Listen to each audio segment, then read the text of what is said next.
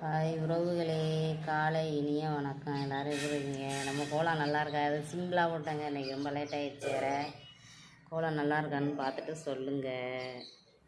இது அக்கா போட்ட கோலம் தான். கலர் வந்து சிம்பிளாக அடிச்சிருக்கிறேன், ரொம்ப அடிக்கலை. மணி ஆகி போச்சு.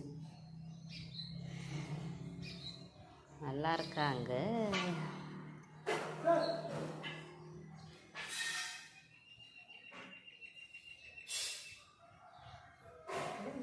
எல்லோரும் என்ன பண்ணிக்கிறீங்க? எல்லோரும் கலர் கோலம் போட்டு கலர் அடிச்சிருக்கிறீங்களா? நான் வந்து ரொம்ப அடிக்கலை பற்றியல, கொஞ்சமாக தான் அடிச்சிருக்கிறேன்.